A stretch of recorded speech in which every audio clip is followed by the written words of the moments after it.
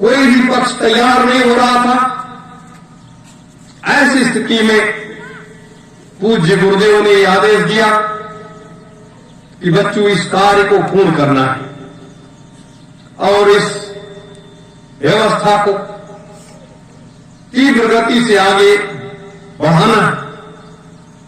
एक आवाज अपने लोगों ने लगाया, युग परिवर्तन सतयुग स्थापना महायज्ञ आदि गंगा माता गोमती के श्री तट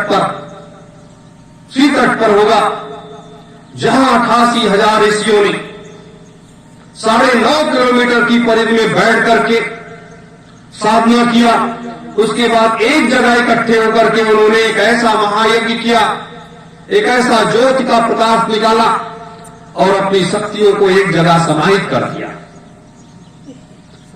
तो हम आप घूमते घूमते घूमते घूमते उस शक्ति के पास पहुंचे जहां 88,000 ऋषियों की शक्ति समाहित थी और उस ज्योति पुंज पर उस प्रकाश जहां उस ज्योति को बुझा दिया गया था, वहां पर अपने लोगों ने एक धर्म ध्वजा को लगाया।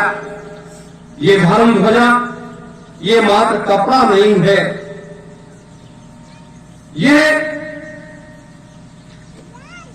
दुनिया के समस्त राजनीतिज्ञों को, दुनिया के और दुनिया के समस्त धर्मों के धर्मावलंबियों को एक ये चैलेंज है कि ये चौथा महायज्ञ की धर्म ध्वजा को हमने लगा दिया है।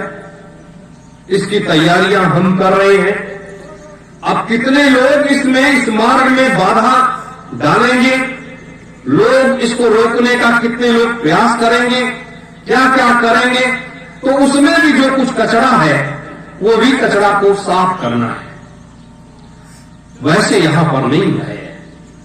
ये 88,000 ऋषियों की ये तपोभूमि, 88,000 ऋषियों की ये सारी शक्ति जो आदि गंगा माता गोमती अपने गोद में उसको समाहित किए हुए थी, इसकी सुरक्षा कर रही थी और उस शक्ति को अपने लोगों ने लेकर के इस धर्म ध्वजा पर उसको बैठा दिया।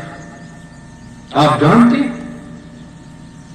कि ये ध्वज कितना महत्वपूर्ण है। जैसे जैसे ये फैलता है, जैसे जैसे ये फैलता है, वैसे वैसे ये युग परिवर्तन का संदेश पूरे संसार को दे रहा है। यहीं से पूरे संसार को वो संदेश दे रहा है, क्योंकि तप बल में बहुत बड़ी शक्ति होती है। तो ये उन 88,000 ऋषियों के महान संकल्पों को पूरा करने आए हम आप सब लोग। और उस समय 72 वर्ष की कठोर साधना के बाद जो वचन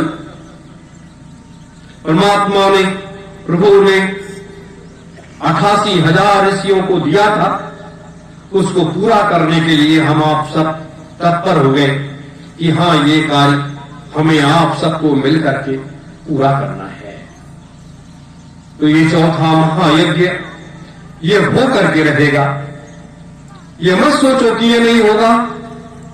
इसीलिए आज के 10 साल से अपने लोग बराबर कह रहे हैं, राजनीतिज्ञों को भी समय समय पर आगाह करते रहे, अपने पूज्य गुरुदेव समय समय पर आगाह करते रहे, संत सम्राट जी भी समय समय पर आगाह करते रहे, लेकिन लोगों ने ध्यान नहीं दिया। ऐसी स्थिति में आकर के आज पूरी दुनिया बारूद की ढेर पर बैठी है। पूरी दुनिया जो है वो बारूद की ढेर पर बैठी है। अणु बम, परमाणु बम, हाइड्रोजन बम, कीटाणु बम, न्यूक्लियर बम, क्या क्या तमाम सब में बना करके रखा है। और एक ऐसा चक्र घूम रहा है, उस चक्र को लोग समझ नहीं पा रहे हैं। बड़े बड़े आप वैज्ञानिक नहीं समझ पा रहे हैं, बड़े बड़े ज्योतिषाचार्य नहीं समझ पा रहे हैं, बड़े बड़े आध्यात्मिक संत महात्मा ऋषि मुनि औलिया फकीर नहीं समझ पा रहे हैं कि यह क्या होने जा रहा है और इसको हम लोग मिलकर के कैसे रोकें, क्योंकि इनकी तैयारियों के बारे में, इसको रोकने के बारे में इन लोगों को कोई विद्या मालूम ही नहीं है। इसीलिए 19 मार्च 2019 और 19 मार्च 2022 ये 4 वर्ष का जो ये समय है, ये एक बृहद रूप लिया है, ये एक बृहद रूप लिया है। ये इस ध्वज का कमाल है कि पूरा संसार में त्राहिमाम मचा हुआ है। जिस दिन अपने लोग आए थे उस दिन भी हमने कहा था कि एक समय ऐसा आएगा जब पूरे संसार में कोलाहल मचेगा, कहीं किसी के पास शांति नहीं मिलेगी, लोग नेताओं के पास भागेंगे, वहां शांति नहीं मिलेगी, लोग साधु संतों के पास भागेंगे, वहां जब शांति नहीं मिलेगी, चारों तरफ अफरा तफरी का माहौल होगा। तब लोगों को याद आएगा कि चलो सतयुग तीर्थ की इस पावन धरा पर वहां हो सकता है हमें शांति मिल जाए। तो संसार के लोग एक दिन तो मत्था टेकना ही है, एक दिन मत्था तो टेकना ही है। ये वो धर्म का क्षेत्र है, हम तो सीधे कहते हैं कि ये धर्म का क्षेत्र है और एक राजनीति का ये अखाड़ा है। ये धर्म का क्षेत्र है और राजनीति का अखाड़ा है, क्योंकि इसको भी सुधारना है, उसको भी सुधारना है, दोनों को सुधारना है। इसीलिए ये जो हमारी आंखें हैं, इससे हम वायु रूपी संसार kwa देखते हैं, इन नेत्रों से हम इस वायु रूपी संसार को देखते हैं। और आत्मा रूपी परमात्मा को देखने के लिए हमें इस तीसरे नेत्र की आवश्यकता पड़ती है।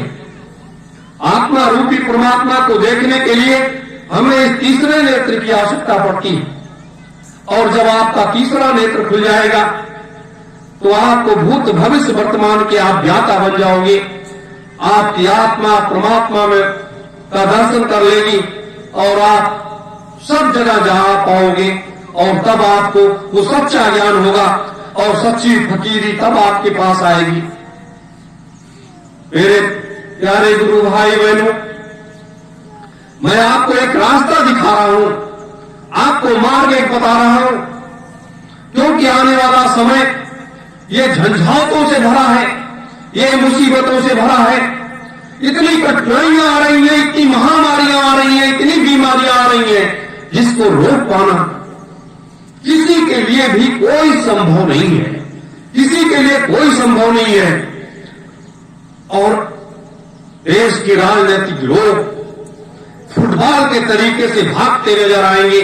फुटबॉल के यही सत्ता, जिस सत्ता के लिए लोग कल बल छल सब कुछ करते हैं, बेईमानी करते हैं, धूर्तई करते हैं, झूठ बोलते हैं, सारे कार्य करते हैं, यही सत्ता इनको बेकार लगने लगेगी।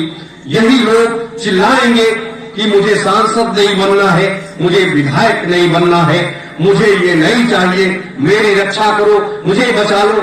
वो समय आ रहा है भारतवर्ष में, वो समय आ रहा है। लोगों ने उस खेल को देखा कहां है।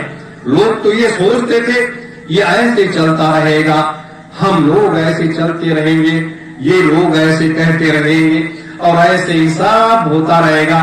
कौन क्या है, इन लोगों के पास क्या है? जो चीज अपने पास है, जो चीज अपने पास है, वो संसार में किसी के पास नहीं है, वो संसार में इस लोक में किसी के पास नहीं है। वो एक सबसे अमूल्य वस्तु है, वो सबसे अमूल्य वस्तु है। और उस अमूल्य वस्तु की कीमत जो है, संसार की सारी दौलत रख दी जाए, पूरा संसार उस पर रख दिया जाए, तब भी उसे खरीदा नहीं जा सकता है। भारत माता की जय, भारत माता की जय। तब भी उसे खरीदा नहीं जा सकता है। मेरे धर्म प्रेमी गुरु भाई बहनों, ये मैं आपको इसलिए बता रहा हूं कि कभी भी अपने को कमजोर मत समझना, चाहे वो धर्म का क्षेत्र हो और चाहे वो राजनीति का क्षेत्र हो। दोनों क्षेत्रों में अपने लोग मजबूत हैं, ये प्रजातंत्र रूपी जहाज ये डूब रहा है, क्योंकि प्रजातंत्र रूपी जहाज पे अगर अपने लोग पूर्ण रूप से पैर रख देते तो ये शायद वहीं पर डूब जाता, लेकिन पूर्ण रूप से उसको हल्का सा सिर्फ पुश किया है। राजनीति को हल्का सा सिर्फ अपने लोगों ने हल्की सी बटन दबाई है, और जिस दिन पूरी बटन दबा देंगे उस दिन राजनीति ये प्रजातंत्र रूपी जहाज डूब जाएगा। आज परम पूज्य स्वामी जी महाराज के जन्मदिन के शुभ अवसर पर हमें आप सबको एक प्रतिज्ञा करनी पड़ेगी कि मानवता के कल्याण के लिए, धर्म की रक्षा के लिए, मानवता की कल्याण के लिए और धर्म की रक्षा के लिए हमें अपने अस्त्र और शस्त्र को उठाना पड़ेगा। अस्त्र और शस्त्र क्या है? ज्ञान, भक्ति और ये वैराग्य, ये हमारा अस्त्र है। और शस्त्र क्या है? अपने मुखारबिंद से निकले हुए शब्द, ये तलवार के धार से ज्यादा पहले हैं, ये हमारे सबसे बड़े अस्त्र हैं। तो अस्त्र और शस्त्र, चाणक्य ने कहा था कि एक हाथ में वेद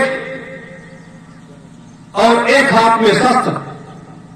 तो ये चाणक्य का वो शब्द था कि एक हाथ में हमारे अस्त्र होना चाहिए, एक हाथ में शस्त्र होना चाहिए, एक हाथ में हमारे ग्रंथ होने चाहिए और एक हाथ में हमारी तलवार होनी चाहिए।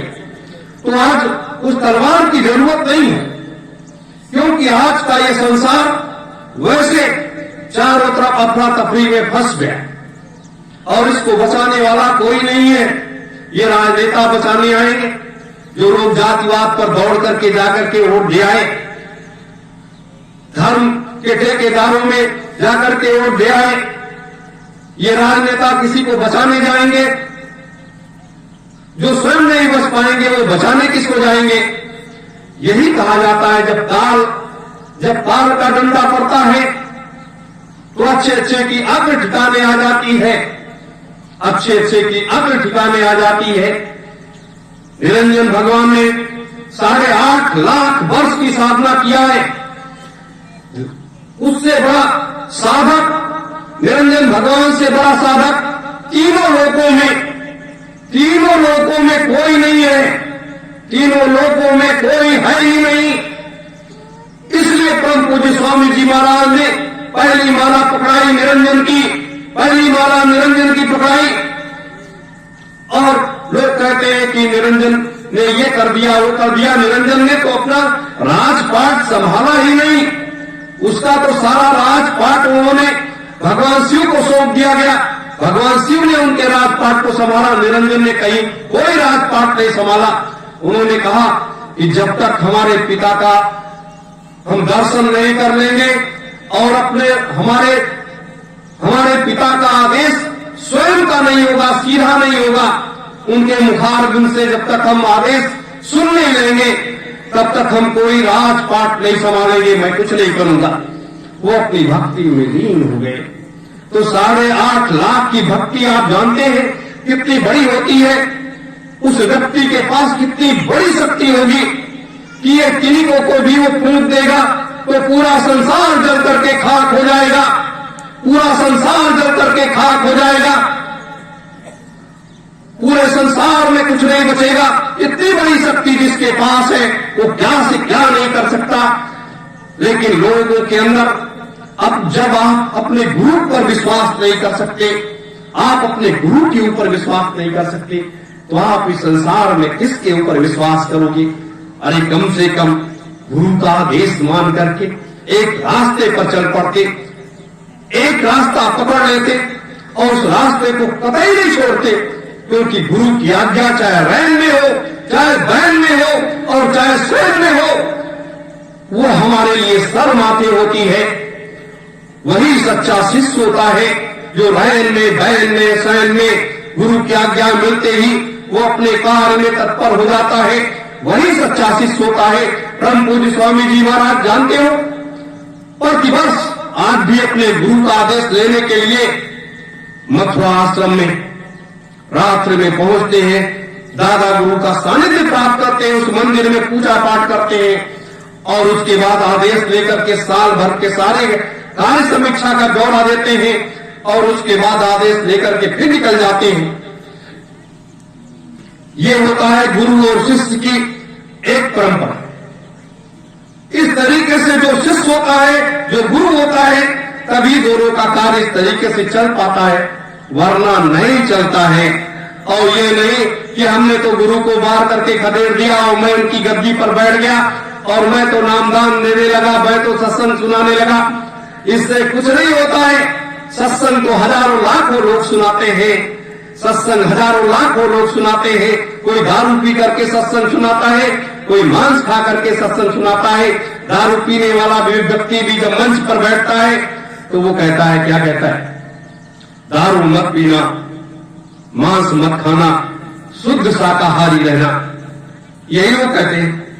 मैं तो खुलेआम कहता हूं कि महात्माओं ने, सन्यासियों ने, समस्त धर्मावलंबियों ने शराब और मांस का व्यापार करने वाले लोगों का अगर साथ दिया है, अगर साथ दिया है और अपने शिष्यों से दिलवाया है, तो शराब और मांस के सबसे बड़े ठेकेदार यही लोग हैं।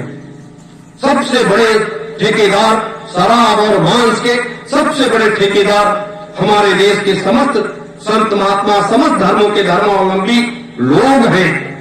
इसलिए इनसे बचना चाहिए और इनके ज्ञान रूपी, जो एक ज्ञान रूपी व्याख्यान देते हैं, उन ज्ञान रूपी व्याख्यानों में उनसे प्रश्न करना चाहिए कि आप मुझे इस क्षेत्र से इस क्षेत्र में ले चलिए, हमें आप किस लोक का दर्शन करा सकते हो, कहां पहुंचा सकते हो, आप हमारे सर पर हाथ रखिए और मुझे उस लोक का दर्शन तो करा दीजिए।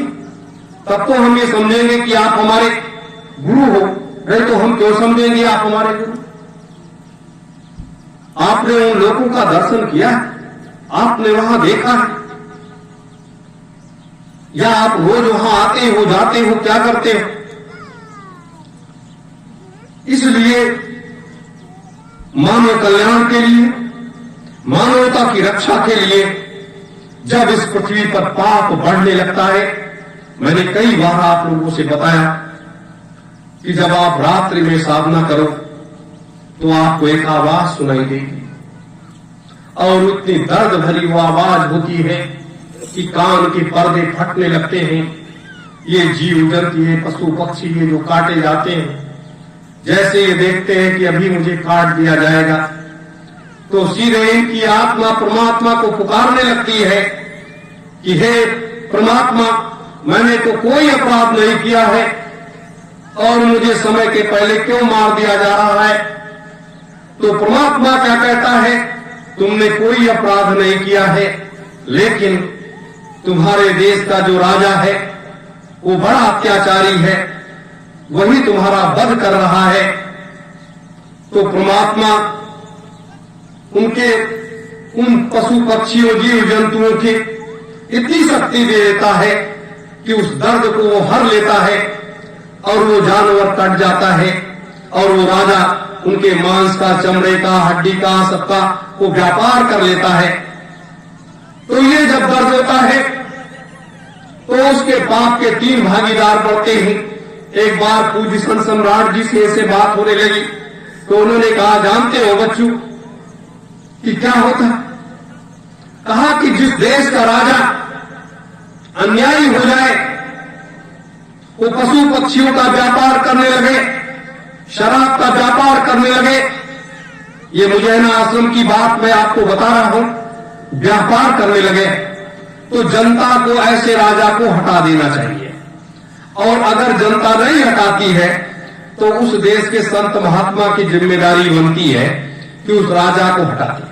अगर संत महात्मा भी नहीं हटा पाते हैं, वो नहीं प्रयास करते हैं, तब जो है, तब परमात्मा क्या करता है? तब वो अपना निर्णय लेता है, उस राजा को हटाने के लिए वो सारे हथकंडे तैयार करता है और उस राजा का, राज्य का सफाया कर देता है। तो इस तरीके से इतना बड़ा पाप इस पृथ्वी के ऊपर हुआ है, इतना बड़ा पाप अनादिकाल में, आदिकाल में सतयुग में, त्रेता में, द्वापर में नहीं हुआ और कलयुग के 3200 वर्षों में इतना अत्याचार नहीं हुआ।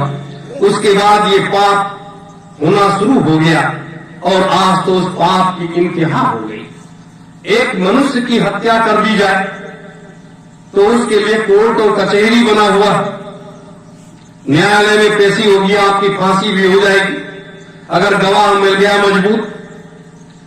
लेकिन ये पशु पक्षी, ये जीव जंतु जिनकी हत्या की जाती है, ये कौन से न्यायालय में जाए? संतों के न्यायालय में जाते हैं तो वहां दरवाजा बंद है, अधिकारियों कर्मचारियों के न्यायालय में जाए तो वहां दरवाजा बंद है, नेताओं के न्यायालय में जाए तो वहां दरवाजा बंद है, सारे कोर्ट के दरवाजे बंद हैं। तो किसको गुहार लगाएं? उनका एक ही रक्षक है परमात्मा, एक ही रक्षक है परमात्मा और कोई रक्षक नहीं है। तो उसी तरीके से इस समय ये पृथ्वी पाप से बोझिल हो गई है और ये पृथ्वी कराहती है। ये बार बार परमात्मा से प्रार्थना करती है कि हे प्रभु, अब मुझे इस पाप से मुक्ति दिला दो। अब ये मुझे देखा से देखा नहीं जाता और मुझे बर्दाश्त नहीं होता, मैं इस पाप से दबी जा रही हूं, मैं बहुत परेशान। क्या क्या स्थिति हो रही है? कभी इस पर लोगों ने गौर नहीं किया, विचार नहीं किया, हमारे महात्माओं ने विचार नहीं किया, हमारे सभी धर्मावलंबियों ने, सभी धर्मों के लोगों ने इस पर विचार नहीं किया। नहीं तो आज ये हालात, स्थिति ना हो। परम पूज्य स्वामी जी महाराज के जन्मदिन पर 60 वर्षों तक पूज्य गुरुदेव ने इसीलिए मेहनत किया, 127 वर्ष इस पृथ्वी पर रह करके इस कलिकाल को, इस कलयुग को समाप्त करने के लिए उन्होंने हर संभव प्रयास किया है कि कलयुग को समाप्त किया जाए, कलयुग को हटाया जाए। और 1000 वर्ष के लिए उन्होंने उस समय कहा था कि 1000 वर्ष के लिए सतयुग आएगा। 1000 वर्ष कौन सा है? आप लोग जानते हैं, मैंने कई बार बताया है। सतयुग का 1000 वर्ष शेष रह गया था। अब आपको बताएं, जब सतयुग में गौतम ऋषि की धर्मपत्नी अहिल्या के साथ इंद्र ने छल किया, उनके साथ छल करके संबंध स्थापित कर लिया, तो गौतम ऋषि को जैसे ज्ञान हुआ, वो तुरंत गंगा से जैसे वापस आए, देखा तो चंद्रमा को तो श्राप दे दिया, लेकिन इधर इंद्र को भी श्राप दिया और इधर अहिल्या को भी श्राप दे दिया। श्राप दिया कि जाओ तुम पत्थर बन जाओ। वो विलाप करने लगी, लेकिन गौतम ऋषि जो है वो अपने उससे बदल नहीं हुए, बहुत उसने प्रयास किया, लेकिन तो उस समय के पहुंचे हुए जो संत महात्मा थे वो लोग भाग करके आए। गौतम ऋषि से बड़ा अनुनय विनय किया, उन्होंने कहा नहीं, कहा कि ये जो मैंने कह दिया वो तो हो करके रहेगा, उसको कोई भी, ब्रह्मा की लीक हो गई, उसको तो कोई टाल ही नहीं सकता है। ऐसी स्थिति में महात्माओं ने सोचा, एक तो ये पतिव्रता नारी और इसके विलाप से पूरे पृथ्वी में हलचल होने लगी, सबके ध्यान भंग होने लगे और सब लोग परेशान होने लगे। तो महात्मा लोग भाग करके भगवान विष्णु के पास गए। भगवान विष्णु ने कहा मेरे पास इसका कोई उपाय नहीं है। भगवान विष्णु और सब महात्मा भाग करके भगवान वहां ब्रह्मा जी के पास गए। ब्रह्मा जी ने कहा इसका मेरे पास कोई उपाय नहीं है। फिर उसके बाद लोग भाग करके गए भगवान शिव के पास, तो भगवान शिव ने भी कह दिया कि मेरे पास इसका कोई उपाय नहीं है, क्योंकि ऋषि के, किसी महात्मा के मुखारबिंद से निकला हुआ शब्द झूठा नहीं हो सकता है। सूरज एक बार पूरब से पश्चिम निकलने लगे, लेकिन महात्माओं के शब्द झूठे नहीं हो सकते। अब जो महात्मा लोग साथ में गए थे तो भगवान शिव से लोग प्रार्थना करने लगे कि हे प्रभु इसका कोई मार्ग तो दिखाइए। तो भगवान शिव ने कहा, ऐ महात्मन, एक मार्ग है लेकिन वो मार्ग आप लोगों को तय करना पड़ेगा, मैं उसका उपाय बता सकता हूं। महात्मा लोग तैयार हो गए। तो भगवान शिव ने कहा कि ऐ महात्माओं, आप लोग यहीं बैठ करके जैसा मैं बता रहा हूं कि अपने तपोबल से सतयुग का जो 1 वर्ष का शेष है सतयुग को यहीं पर रोक दीजिए और जो द्वापर आना है द्वापर को रोक दीजिए और उसके बाद सतयुग त्रेता को लेकर के आइए, लेकिन आपको अपने तपोबल को लगाना पड़ेगा। ऐसी स्थिति में महात्माओं ने भगवान शिव के बताए हुए मार्ग पर चल करके वहीं बैठ करके अपने तपोबल का प्रयोग किया और अपने तपोबल से 1000 वर्ष के लिए सतयुग को यह किया गया कि कलयुग में आपको 5000 वर्ष के बाद आपको 1000 वर्ष का हिस्सा दिया जाएगा, सतयुग का राज आएगा और वहीं पर द्वापर को रोका गया और त्रेता को लेकर के आया गया।